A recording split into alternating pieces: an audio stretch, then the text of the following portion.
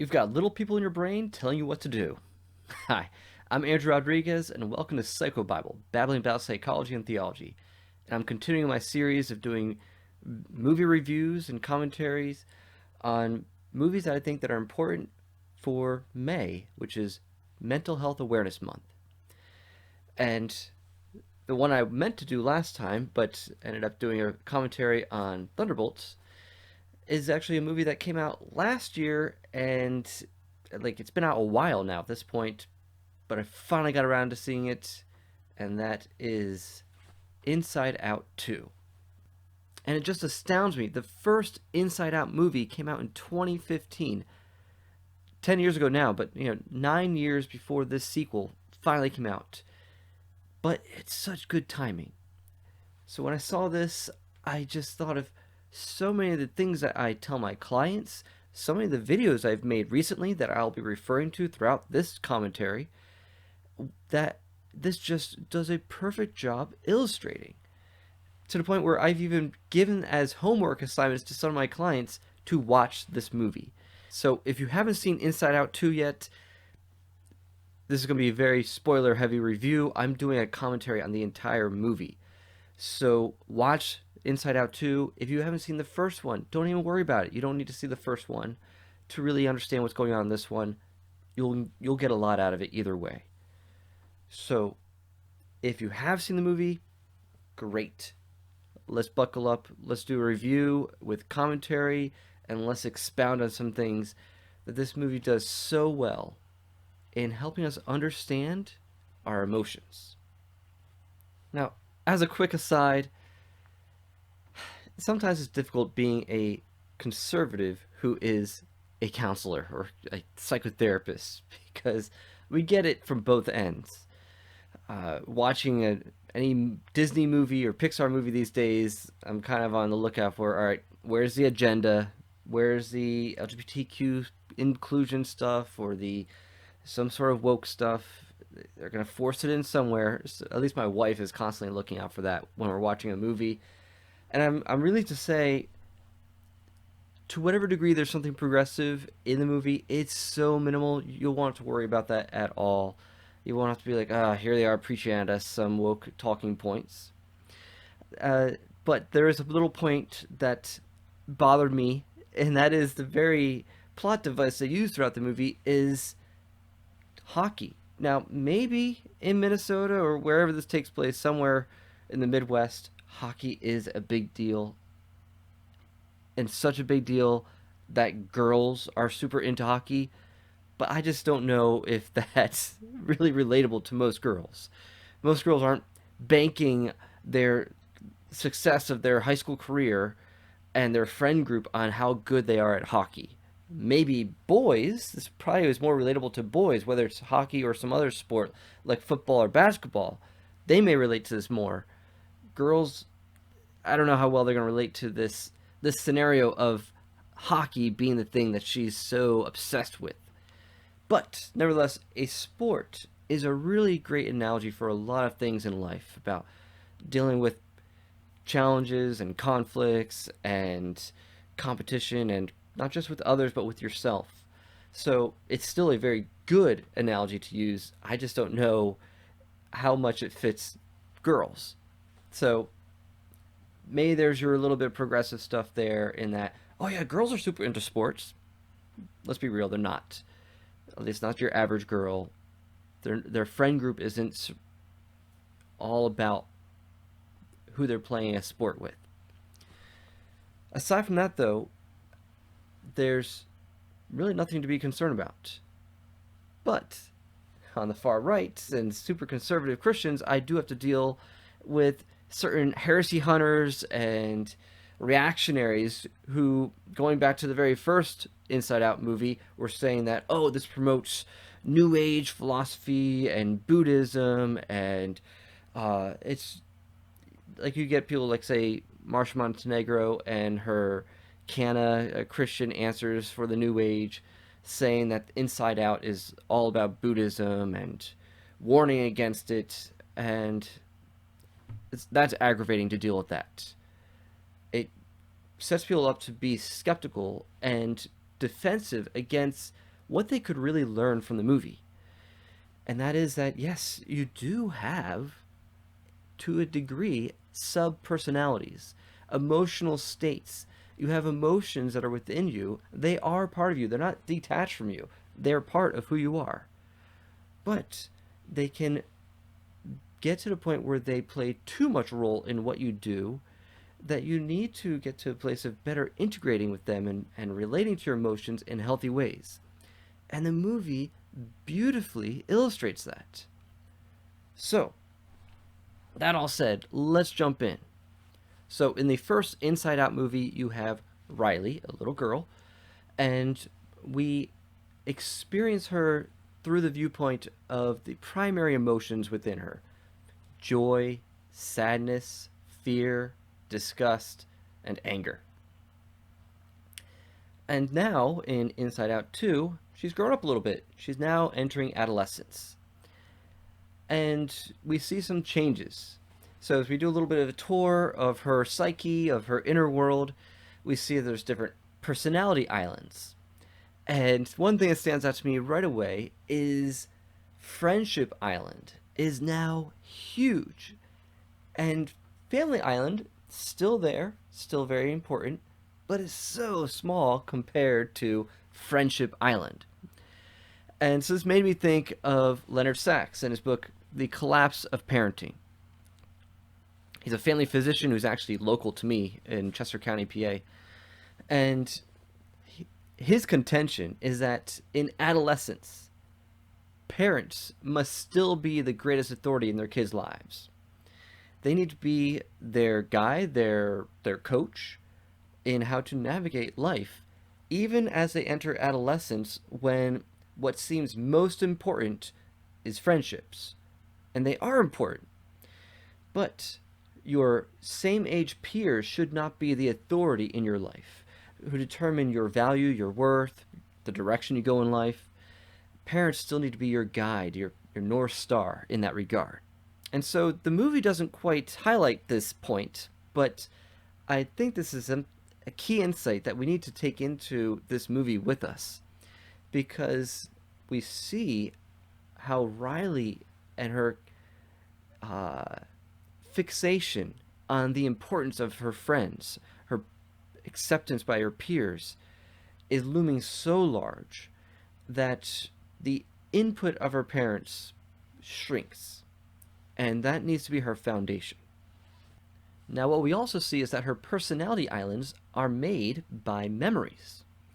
And when we go way down at the root level, these memories were also creating core beliefs. And the main one that's highlighted is, I'm a really good friend, or I'm a good person. But in particular, I'm a really good friend, because it's related to how important to her friendships are. And all the beliefs together form a sense of self, which is what guides her, hopefully, good choices. And so as the movie starts, she's playing a hockey game. It's like the championship game, and she has a penalty. And she gets over it. She ends up still winning the game, and she gets invited to a hockey camp for the promising players. And the invitation is from the high school hockey coach, and she's like, wow, if I do really good, I might get it into the varsity hockey team, the Firehawks. So she's all excited about that, and she gets to go with her two best friends that we get introduced in the recap of at the beginning of the movie. And so she's excited to spend that time with them. But before she goes, she gets a little worried because she had that penalty, and she's down on herself, and she's talking with her parents at the end of the night about how she feels about that. And instead of learning from it and using that memory to enhance her sense of self, Joy is sort of like the manager of the other emotions, that she sort of calls most of the shots within her. Joy sends the memory of getting that penalty to the back of the mind. And so I love that illustration they use for, just send the inconvenient memories to the back of the mind. And then Joy takes the most salient memories and she deposits those into the reservoir where the belief systems are. and they form this string that goes up and form a unified belief system, a sense of self. But because of Joy's management, her belief system is comprised only of positive beliefs about herself. And what we see throughout the movie as it progresses is that this ultimately makes Riley weak, unprepared for harsher realities of life. So, one of our first takeaways is noticing how Joy is the one managing her. She's being managed by one particular emotion. The other ones play a role here and there, they contribute, but the main dominating emotion here is Joy. And Joy wants her to think only good things about herself. So, my little diversion here is I think that this is an internalization of the mother, or rather, at least the mother archetype. We don't really see too much about her parents and how they are as parents, but so I'm going to be reading in between the lines a bit. I'm going to embellish a bit here. Her father is not very masculine. He instead fits the doofus dad stereotype that we see in so many of the 90s and early 2000s sitcoms, which is what we also see of him in the first movie, that he's aloof and passive. He's still involved, but when he is involved, he parents pretty much like the mom. There's no real distinction in how they parent. He's kind of in the back of his mind constantly thinking about the game, sports, and his mind is somewhere else. He's not really attuned to his daughter and what her needs are. Mom is really paying close attention to her daughter and her needs, and trying to appease her and make her feel good and safe. And so the mother, through her unconditional soothing and praise, notice the scene where when Riley burns dinner, she just totally screws up dinner, mom just praises her, and dad goes along with it. That's just a highlight. That's just a segment right there, a peek into how they parent. So this shows through mom's unconditional soothing and praise, which there's nothing wrong with that. But what that does is that reinforces the pleasure principle, which is about satisfying urges and giving us a firm foundation of our inherent, innate, intrinsic value. And this is necessary. We do need this. That's the value of a mother. Mom imparts to us a sense of self that we are good as we are, that we're worthy of love and admiration and praise.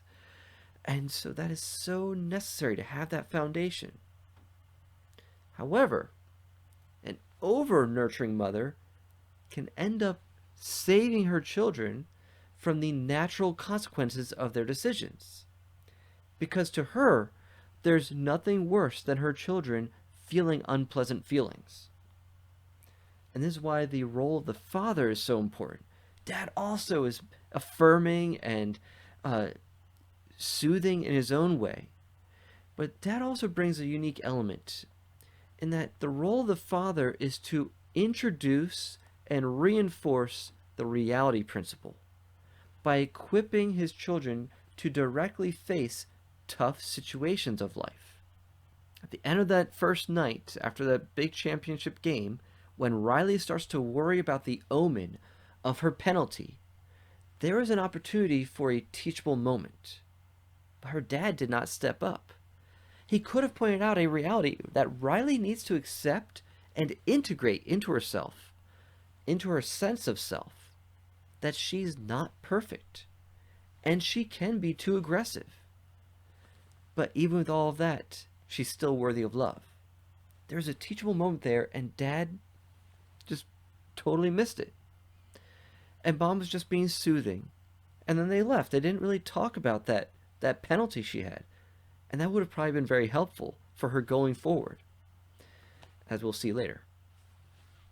And then the emotions, they're consolidating the memories from the day. I love that. They do a good job sort of showing the process of memory crystallization or consolidation and rehearsal, and which ones are relevant, which ones are salient. So I love how they're sort of wrapping up and letting her get to the point where she can fall asleep, and then all the memories can consolidate. the ones that are relevant and salient.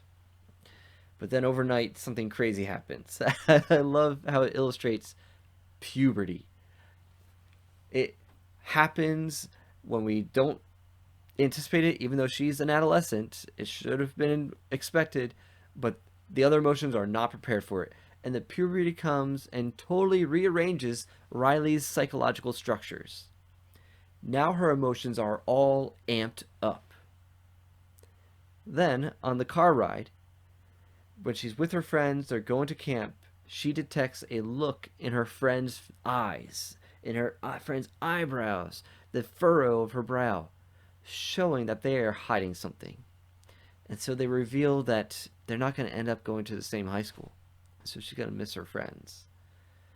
And this is then where anxiety comes up, a new emotion, where, well, we now need to protect Riley from rejection and from being alone.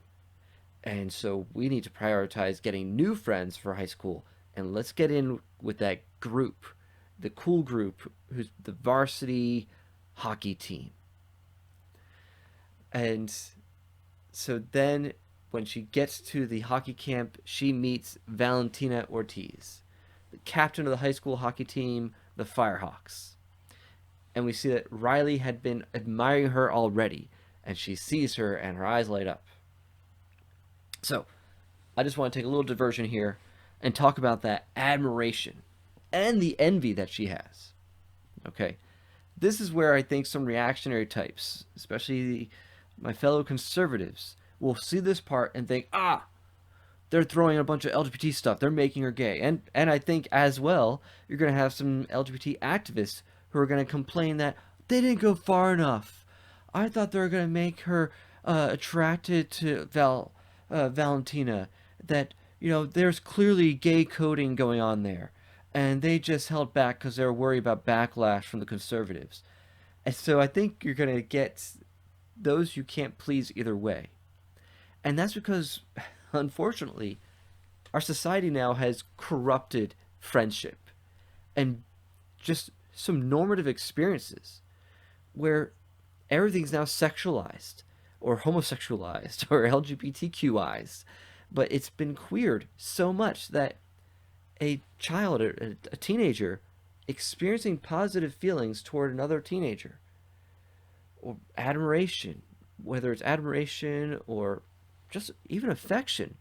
Like, I could see people even getting reactive when they were doing the recap and you see her make friends with Grace earlier in junior high, and she looks in her eyes and that you see that there's some delight and some happiness and warmth.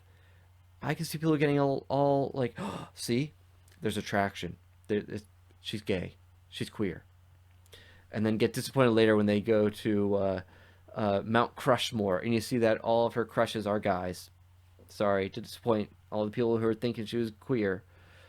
But also, there's so many reactionaries who I'm confident we're seeing that part, and when she meets Val and thinking, yep, she's gay. They're going to make her gay. I knew it. And I think those who react that way are missing something so important here. That it is normal and even normative to have these feelings like admiration and even envy of other peers, and peers who may be a little older, further down the line in development than you are. That's part of life. That's part of growing up. Is to notice things in your peers that spark in you a desire to be like that, to emulate. And so that's admiration. And so it's normal to have peers that you admire. It doesn't mean that it's sexual. It's a type of attraction. You're drawn toward those who have the qualities that you wish you had within yourself. And that's such an important point for the people I work with, my colleagues and friends and clients that I work with who deal with unwanted same-sex sexual attraction or same-sex eroticization. Well, what I might call just same-sex attraction for short. is when they get to a point when they realize that beneath the eroticization is really a non-sexual feeling that is perfectly fine. It just may have been amped up. And the more I felt like I needed it, that I needed to have that connection with this person, the more it gets eroticized. Like I often tell people, the greater the deficit, the greater the desire. And so the more Riley may look at Val and think, I need what she has, and I'm not like her. There's a greater deficit. The greater the evaluation of the other person and the lower the evaluation of yourself, the greater that gap in your evaluation of the two, the greater the attraction is going to be. And in adolescence, that's where these attractions can get eroticized if it's so intense and you think that you can't get that any other way. And so it can be eroticized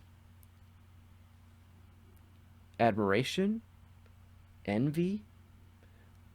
Other emotions can get eroticized as well, like anger can get eroticized when we are angry at those who've put us down and we wish we had the power to dominate them.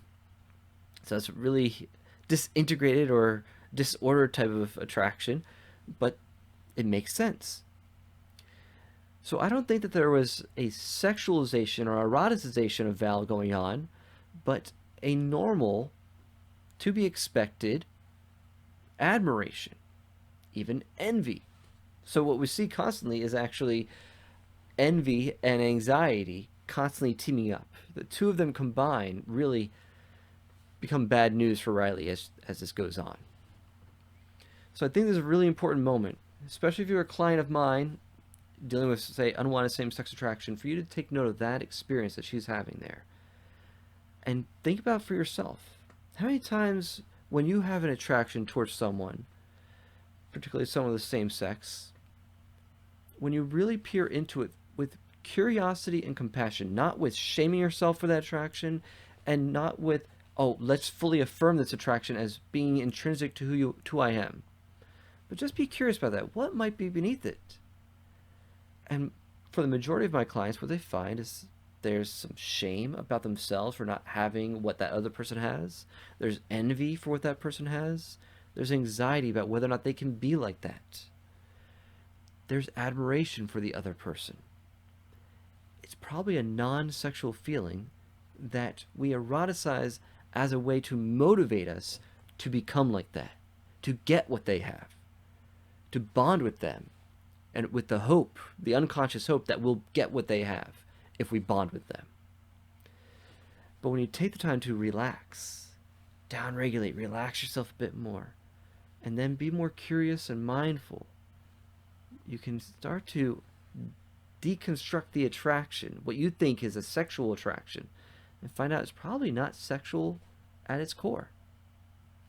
So just something to consider there. So now we're introduced to some new emotions. Now, these aren't emotions that are unique to puberty. I know children with these same emotions, so it's a little odd to me that I waited until puberty for these emotions to come up.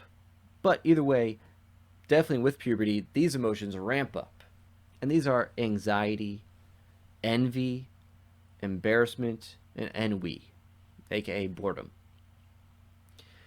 And we really get, throughout this movie, a very just apt illustration of how anxiety functions and what its motivations are. Riley, in the first movie, we already saw that Riley has fear as one of her core emotions, but now we're introduced to anxiety. And so I love how anxiety says fear protects Riley from the scary stuff she can see, and I protect her from the scary stuff she can't see. See, I plan for the future, unquote. So when I explain to people the difference between fear and anxiety, they're similar, they're in the same vein, but I would say that fear is a reaction to identified threats. You know, scary stuff that you can see. Whereas anxiety is a reaction to unidentified threats. And those could be two types. something that might happen, but it is not currently happening, or something that you're anticipating happening. So there's either misdirected anxiety or there's anticipatory anxiety. So it's important, though, to think of anxiety as a threat reaction. Same with fear. Both are threat reactions. And so they're there to protect you. They have a purpose. We often speak of anxiety as just like this force that comes upon us. And, well, I have anxiety. There's nothing I can do about it. And so it's important to reframe anxiety. Same with anger and shame and embarrassment as well, as threat reactions. They are reactions to other emotions or particular experiences that we view as a threat to the self. And we must learn how to read our emotions to see if they're giving us an accurate read of the situation. What this is called in technical terms is neuroception, the capacity to assess your environment for threats. And so when you're dealing with anxiety as a threat reaction, one of the first things to do that is going to be helpful is just assess. Okay, I'm having a threat reaction. Let me check. Am I in danger right now? No. Most of the time, you're not. And so there's either nothing that's actually happening or that is imminent. Sometimes anxiety is useful if there's a likely threat that's about to occur or is incoming. It's imminent in some way. So we'll get to this in the end. There's a good illustration of how to utilize anxiety and how to keep it at bay. Okay?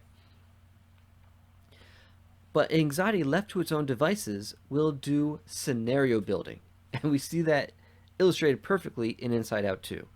Anxiety, as anxiety gains more control over Riley's psyche, anxiety just keeps doing more scenario building.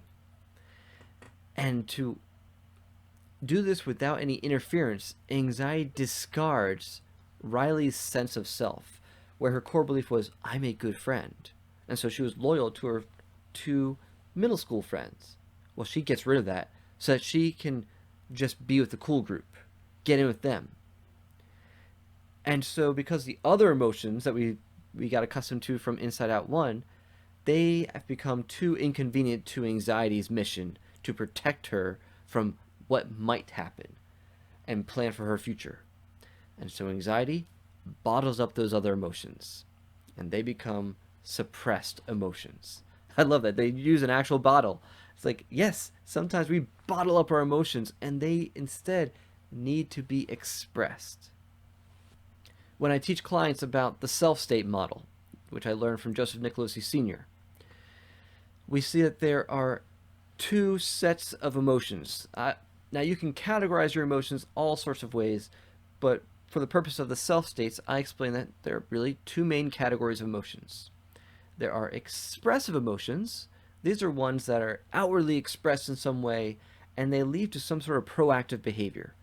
And these include emotions that we might consider even negative emotions, or a mix of emotions that we might think have nothing in common, like joy and happiness and enthusiasm and love and surprise, but as well as anger and sadness and grief. These are all emotions that are meant to be expressed and lead to some sort of positive action.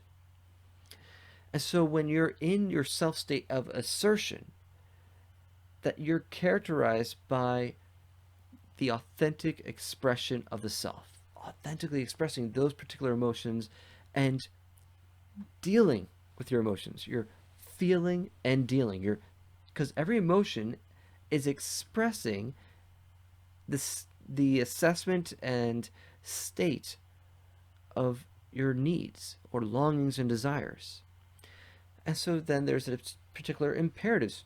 There's something that you may realize that you are supposed to do in response to that emotion.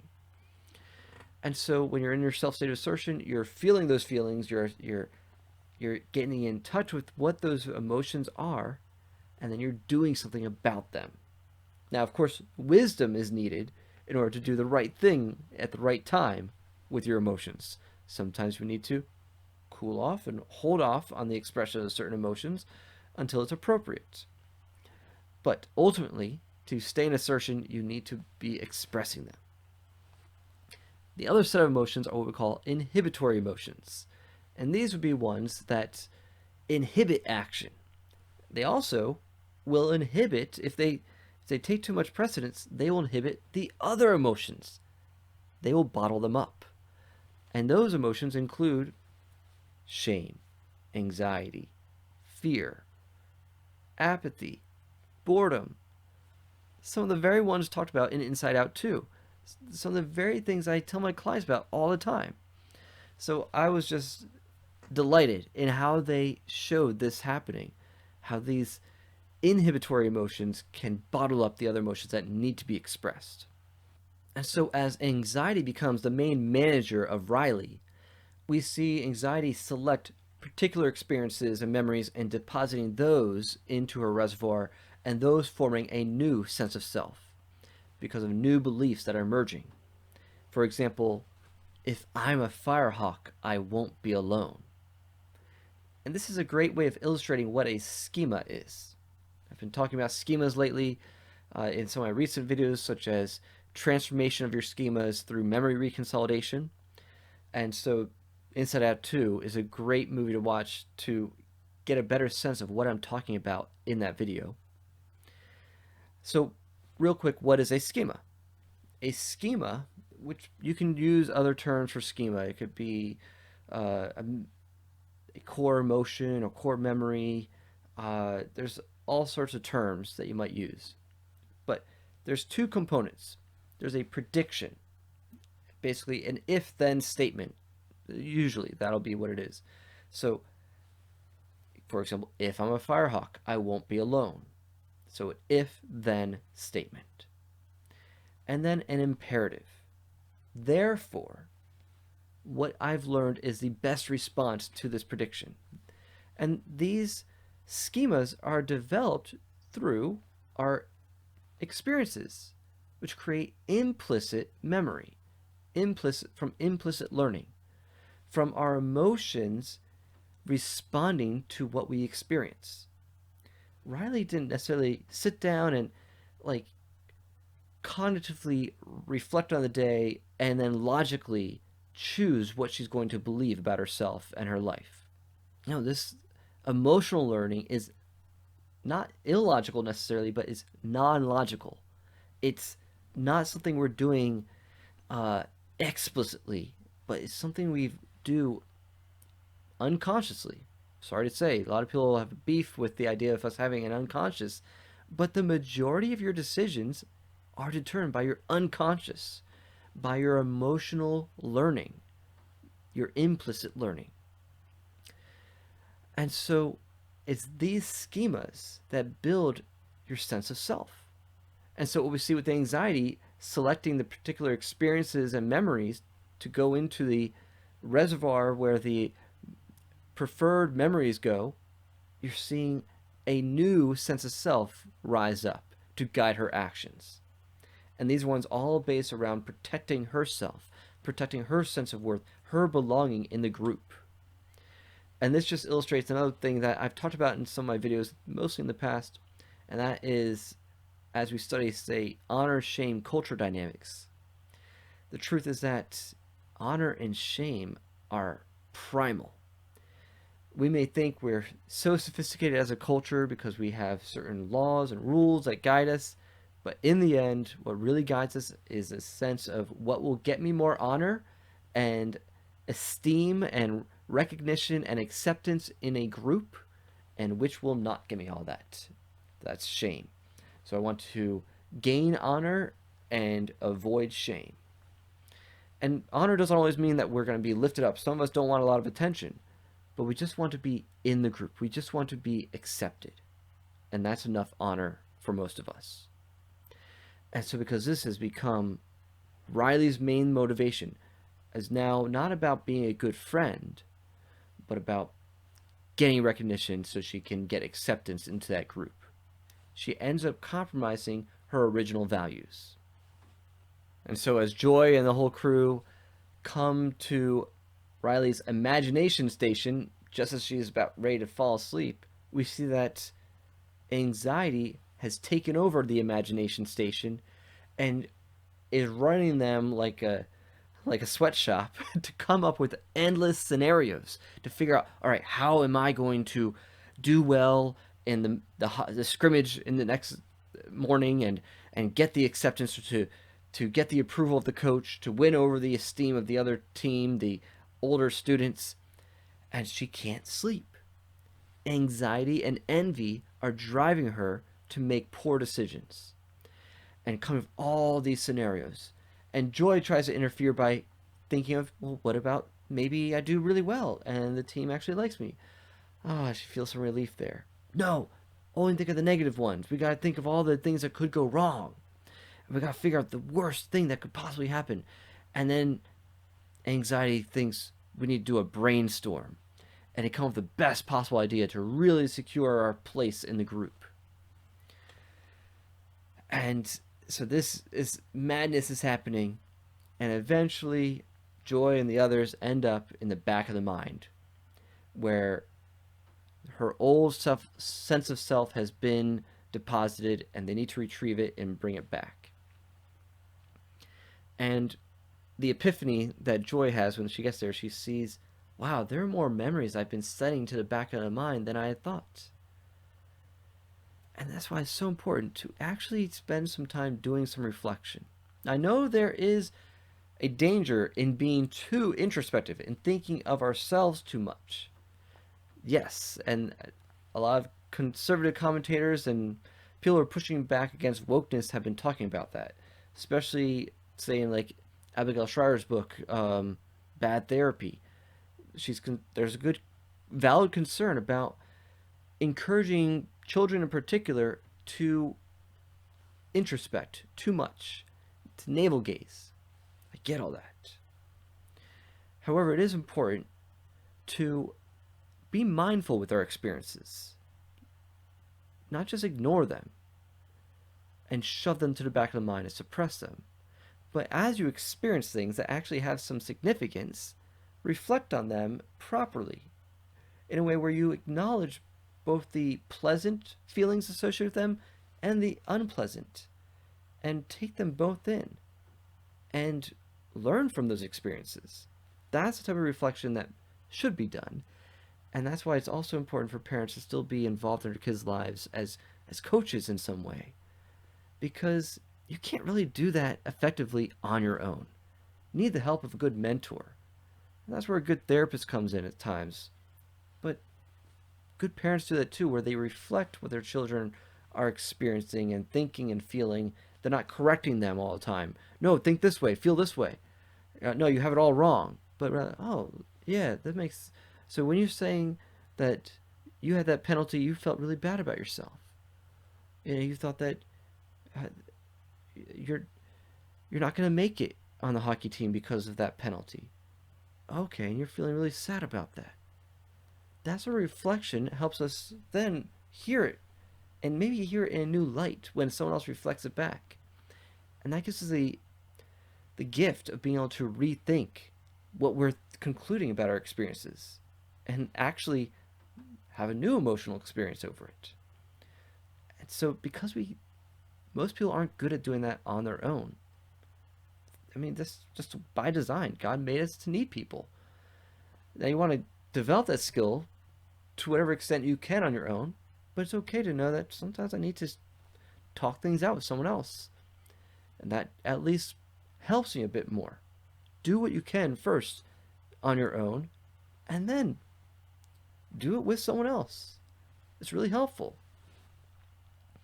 Instead of just shoving those experiences to the back of the mind. Okay? If any point I can leave you with is shoving experiences to the back of the mind when they actually do have significance is going to haunt you later.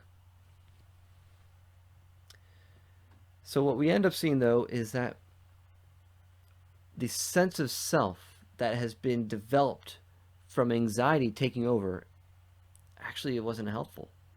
It ended up creating a new thought, a core belief that Riley is just not good enough. And that became the big idea that she had. I'm not good enough.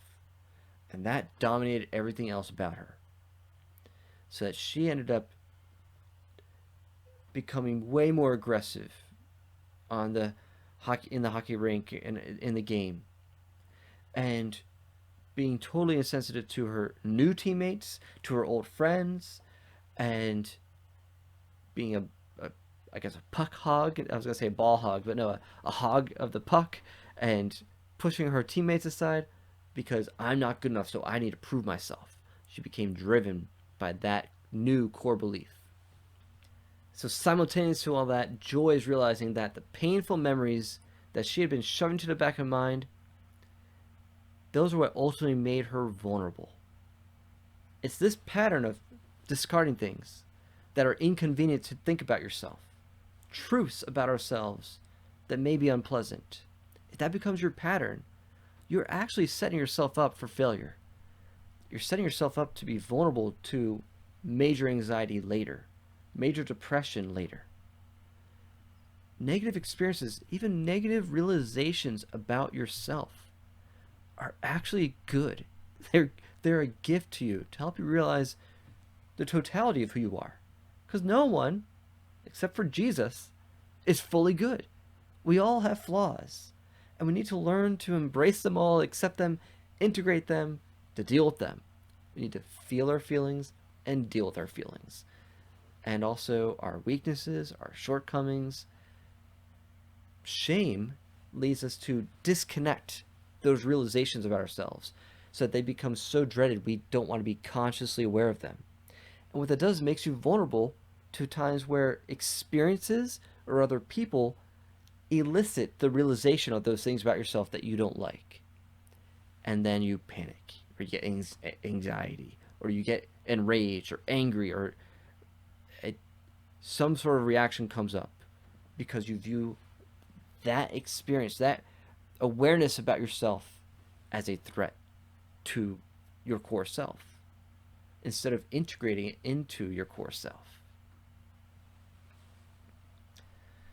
And so this is what happens with Riley. She goes too far. She gets too aggressive because of her belief she's not good enough, and ultimately it leads to a panic attack where you see anxiety pressing every button she can, her hand stuck on that control, controlling her. And Joy makes it back, and she can't even pull her away. She's like moving a mile a minute. She's like transparent, or like she's phasing right through her. But eventually she gets to her, and anxiety realizes she needs to let go. She needs to let go of control. But the other thing we realize is that ultimately the solution isn't to get Riley her old sense of self back, because that was based on denial. Joy had been managing her experiences and memories for so long and pushing all the inconvenient memories and experiences to the back of the mind that this core belief that I'm a good person was not really fully true or accurate. It's partly true, but it wasn't all of who she is. So this really illustrates a powerful point that one emotion should not choose who you are. One perspective about yourself should not choose who you are, should not determine who you are. And so as they create this avalanche of all these other memories that were in the back of the mind, and they ended up going into the reservoir and they took root, and new beliefs about herself started springing up, we saw the totality of who she is. And it's a powerful moment here where she realizes, I'm selfish and I'm kind. I'm not good enough and I'm a good person. I need to fit in, but I want to be myself as well. I'm brave, but I get scared. And then what you see Riley do, she takes deep breaths. And then she grounds herself. You see her touching the seat where she's sitting on in the penalty box. She's grounding herself. She's realizing where she is. Okay, She gets back into her body. When you get absorbed by anxiety, you're not even thinking about where you are in that moment because you're thinking about all the things that could happen, all things that might be happening that you're not present to.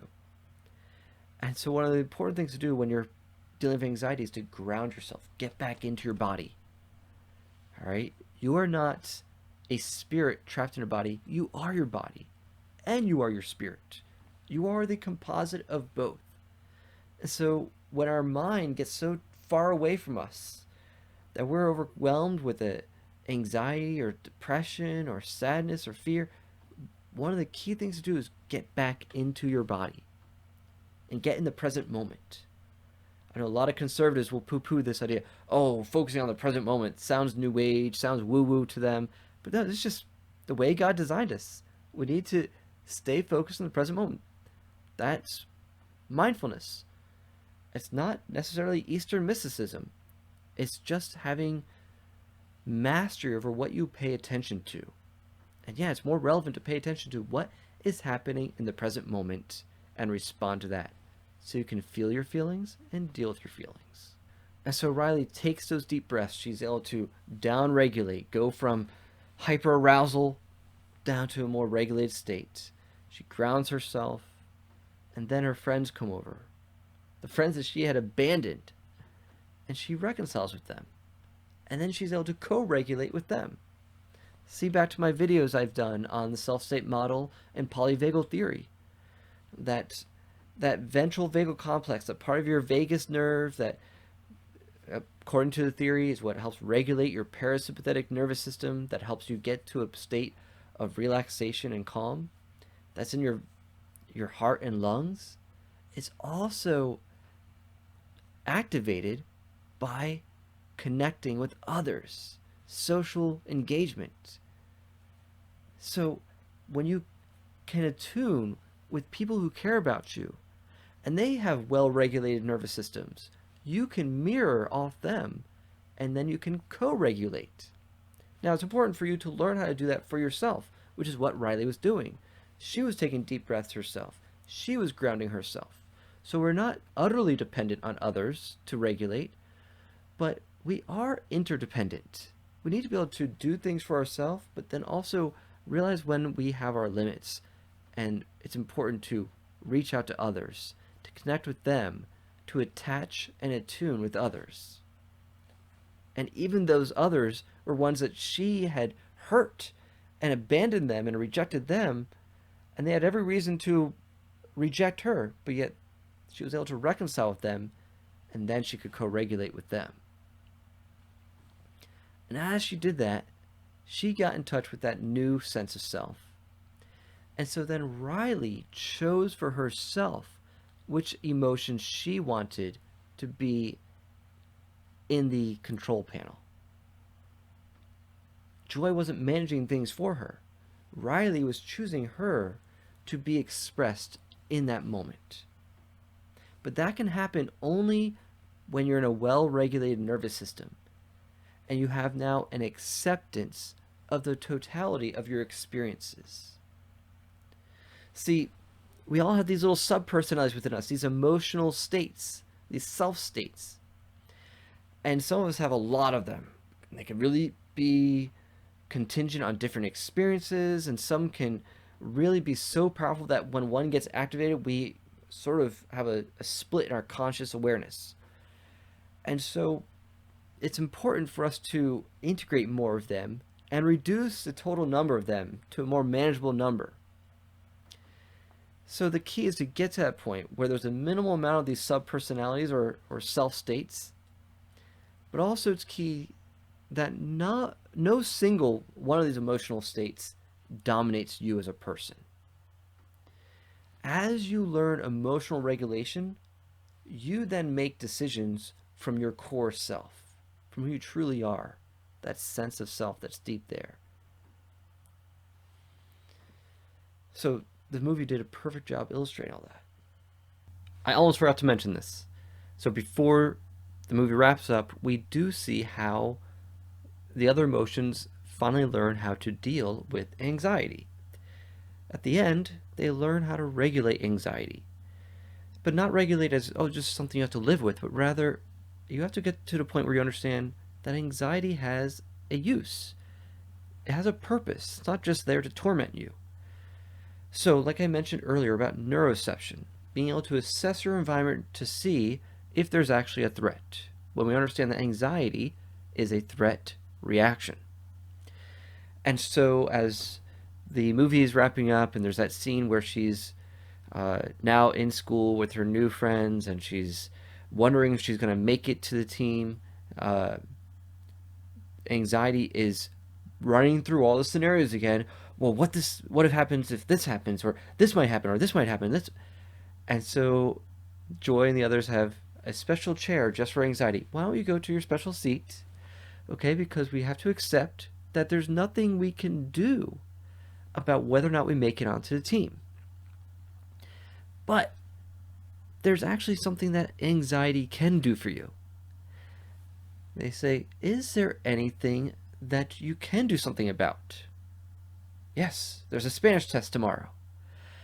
And so they give anxiety a task to come up with ideas of what she can do to prepare for this thing that actually is about to happen.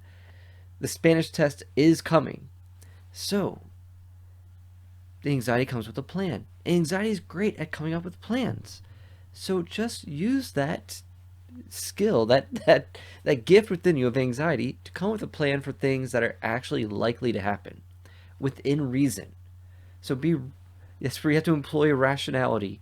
Be like, okay, there's a lot of things you can plan for. Most things you can plan for are not relevant. They're not likely to happen.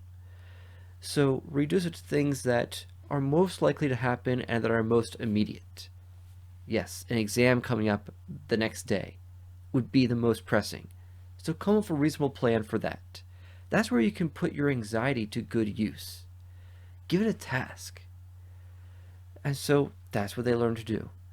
Accept the reality of things that you cannot do anything about, at least not within reason, and then use anxiety to come up with action steps for things that are actually actionable, that you can do something about.